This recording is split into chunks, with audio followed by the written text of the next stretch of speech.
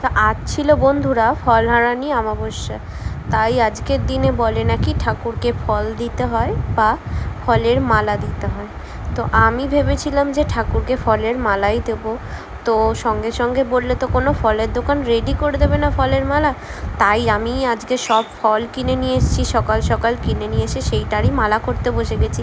তো ভাবলাম এত সুন্দর দিন যখন আজকে, তো আজকে ঠাকুরকে একটু পরিষ্কারও করে দেওয়া যাক, ঠাকুর ঘরটাও পরিষ্কার করে দেওয়া যাক। হ্যাঁ, তোমাদের বলে রাখি যে পুরো ভিডিওটা তোমরা কিন্তু আমার এই চ্যানেলে দেখতে পাবে না, আমার ইউটিউব চ্যানেলে লং ভিডিওতে কিন্তু আমার এই ভিডিওটা দেওয়া আছে, আর লিঙ্কটা কিন্তু তোমরা ইউটিউব চ্যানেলের লিঙ্কটা তোমরা পেয়ে যাবে কিন্তু কমেন্ট বক্সে, তো সেখান থেকে তোমরা দেখে নিও। তো আজ ছিল কিন্তু ফলহারানি অমাবস্যা, যেটা তোমাদের প্রথমেই বললাম। তো এত সুন্দর দিনটাকে আমি হাতছাড়া একদমই করতে চাই না, ঠাকুরকে একটু সেবা দিলাম, তাই অনেক দিন হয়ে গেছে ঠাকুরকে ভালো করে সেবা করা হয় না, তাই আজকে যখন সুযোগ পেয়েছি একদম খুব সুন্দর করেই সেবা করেছি। আজ প্রায় সকালবেলা 11টার সময় ঠাকুর ঘরে ঢুকেছি আর বেরিয়েছি 3:30টের সময়। তো ঠাকুরের মালা গেঁথে ঠাকুরকে চান করিয়ে পরিষ্কার করিয়ে খাবার দাবার খাইয়ে নামতে নামতে বেজে গেছে 3:30। ততক্ষণে তো মন্দির বন্ধ হয়ে গেছে, কিছু করার নেই। তো 5:30 অবধি অপেক্ষা করলাম একটু কিছু খেয়ে, যে মন্দিরটা কখন খুলবে। তো দেখতে দেখতে এমনি 5:30 বেজে গেল, যেহেতু আজকে অমাবস্যা তাই 5টার মধ্যে মন্দির খুলে গেছিলো।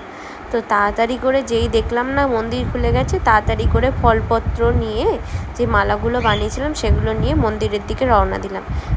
হ্যাঁ, একটা তো মালা বানিয়েছিলাম অনেকগুলোই মালা, প্রতিটা ঠাকুরের জন্যই।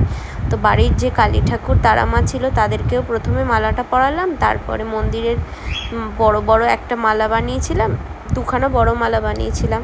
তো সেগুলোই মন্দিরে নিয়ে গেলাম। মন্দিরে নিয়ে যেয়ে ঠাকুরদেরকে যখন পরালো না বন্ধুরা, মনটা যেন মুগ্ধ হয়ে গেল।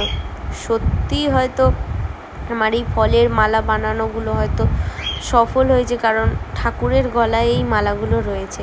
তোমরা কারা কারা এই মন্দিরগুলোয় গেছো আজকের দিনে, আর কারা কারা ফলের মালা পরিয়েছো আজকের দিনে ঠাকুরের মন্দিরে, তো আমাকে অবশ্যই কমেন্ট করবে তোমরা। তো আমার ভিডিওটা দেখো তো তোমাদের কেমন লাগলো, যদি ভালো লেগে থাকে আমার চ্যানেলটাকে অবশ্যই তোমরা সাবস্ক্রাইব করে যেও, আর এরকম নতুন কিছু ভিডিও দেখতে হলে আমার চ্যানেলটাকে লাইক করে যেও, ঠিক আছে? আর একটা কমেন্ট করে যেও যে তোমাদের খুব ভালো লেগেছে।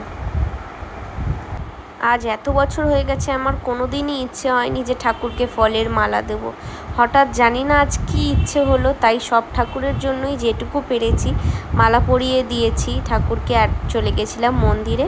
আর মন্দিরের মালাগুলো সুন্দর করে পরিয়ে দিল, এটাই দেখে শান্তি যে ঠাকুর আমার হাতের বানানো মালাগুলো পরেছে। আর কি চাই বলো জীবনে।